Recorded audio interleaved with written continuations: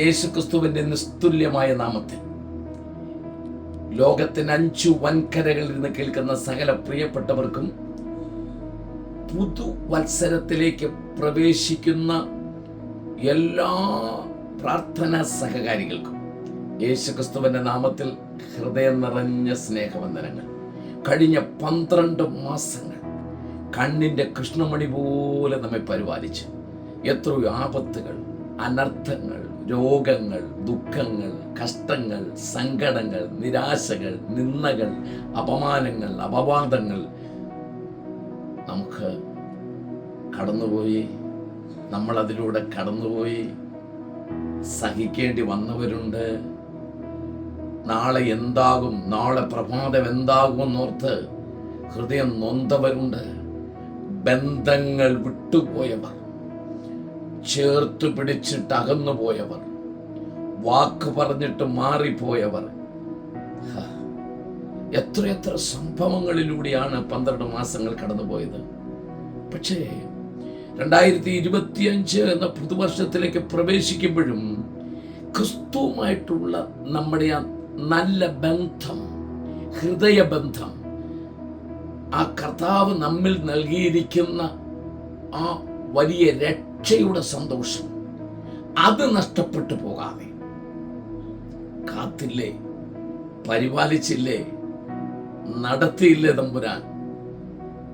A4 ഒരു 100 paper എടുത്ത് അത് നിറച്ചെഴുതിയാലും അമ്മയുടെ ഉദരത്തിൽ ഉരുവാകുന്നതിന് മുമ്പേ ഞാൻ നിന്നെ കണ്ടു എന്ന് യിരെമ്യാവിനോട് പറഞ്ഞത് മുതൽ 139 സങ്കീർത്തനത്തിന്റെ 16 വാക്യത്തിൽ നീ ഒരു പിണ്ടാകാരമായിരുന്നപ്പോൾ, അർത്ഥാൽ നീ ഒരു മാംസപിണ്ഡമായിരുന്നപ്പോൾ എന്റെ കണ്ണ് നിന്നെ കണ്ടു. നിയമിക്കപ്പെട്ട നാളുകളിൽ ഒന്നുമില്ലാതിരുന്നപ്പോൾ നിന്റെ പേരിന്റെ പുസ്തകത്തിൽ എഴുതി എന്ന് പറയുന്നത് മുതൽ, അല്ല, കുറച്ചുകൂടെ പുറകോട്ട് പോകണം. എഫേഷ്യൻസ് 1 വാക്യത്തിൽ ഭൂമിക്ക് അടിസ്ഥാനമിടുന്നതിന് മുമ്പേ അവനിൽ എന്നെ തെരഞ്ഞെടുത്തു വിശുദ്ധനും നിഷ്കളങ്കനുമാകേണ്ടതിന്. തമ്പുരാന്റെ ആ കൃപയും ദൈവം നടത്തിയതും ഞാനിങ്ങനെ ഒരു ചെറിയ ഷോർട്ട് മെസ്സേജിലൊക്കെ പറഞ്ഞാൽ തീരുമോ? ഇല്ല. പുതിയ വർഷത്തിലേക്ക് പ്രവേശിക്കുക.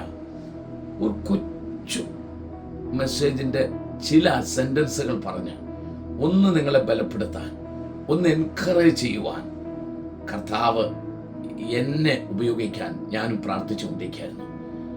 2 കൊരിന്ത്യർ 1:21-22 ഞങ്ങളെ നിങ്ങളോടുകൂടെ ദൈവത്തിൽ ഉറപ്പിക്കുന്നതും നമ്മെ അഭിഷേകം ചെയ്തതും ദൈവമല്ലോ.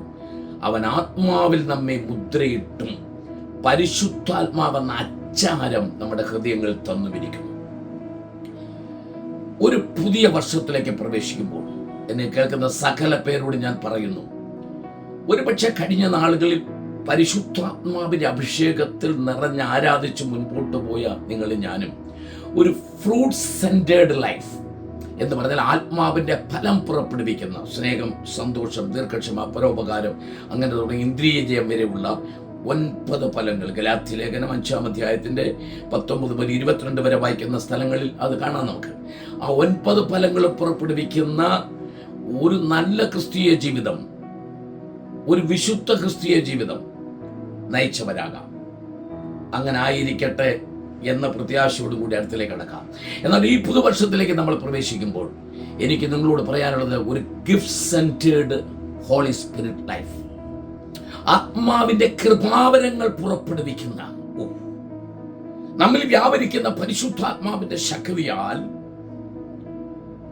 ദൈവത്തിന്റെ പരിശുദ്ധാത്മാവ് നമ്മൾ അയക്കുന്നിടത്തെല്ലാം പ്രസംഗിക്കുക മാത്രമല്ല, രോഗികൾ സൗഖ്യമാകട്ടെ, ശരീരങ്ങളിൽ ബാധിക്കപ്പെട്ടവരുടെ ഭൂതാത്മാക്കൾ ശരീരം വിട്ടു പോകട്ടെ, കുടുംബങ്ങളിൽ സമാധാനം ഉണ്ടാകട്ടെ, കുടുംബ ബന്ധങ്ങൾ ഉറപ്പിക്കപ്പെടട്ടെ, ഒരു തലമുറ ക്രിസ്തുവിന് വേണ്ടി അത്ഭുതങ്ങളാലും അടയാളങ്ങളാലും വീര്യപ്രവർത്തികളാലും ദൈവവചനത്തെ ഉറപ്പിക്കുന്ന അപ്പോസ്തലിക ശുശ്രൂഷകളുടെ ഒരു സംഘം ഈ വരുന്ന നാളുകൾ എഴുന്നേൽക്കട്ടെ എന്ന് ഞാൻ ആത്മാർത്ഥമായി പ്രാർത്ഥിക്കുകയാണ്. ദൈവത്തിന്റെ പരിശുദ്ധാത്മാവ് വളരെ ഹൃദ്യമായി